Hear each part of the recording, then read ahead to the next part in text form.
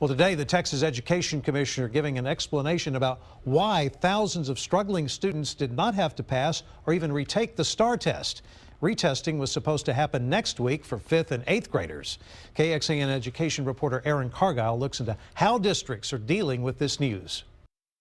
On his blog Monday, the Texas Education Commissioner answering a few questions that have been flooding in. Mike Morath says the state testing vendor ETS has not returned scores from the May 5th and 8th grade retest for some students in a number of districts.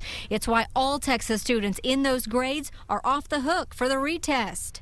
A little bit of pressure, I suppose, has been lifted because you don't have that deadline. Manor ISD was 2 days into summer school, getting students ready to pass, so the district had to decide, do we keep going? The answer was yes.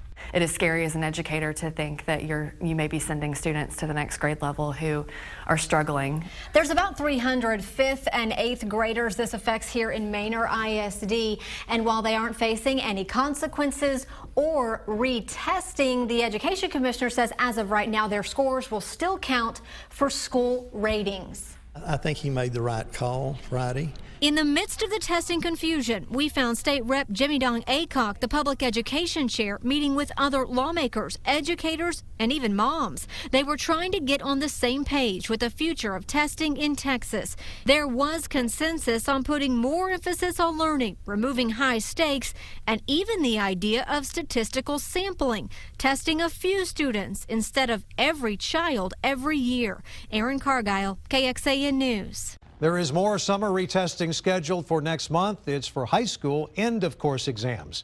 No changes have been announced. Districts will move forward with their summer plans to get those students ready.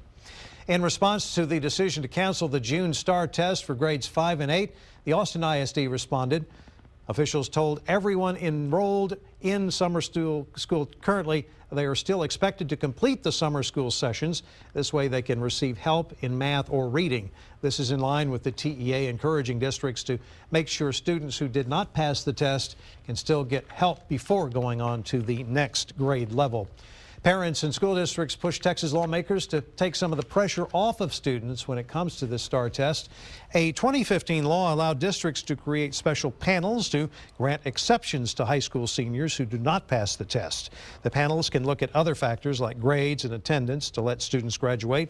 A study found more than 86% of students who applied for an exception received one and were able to graduate.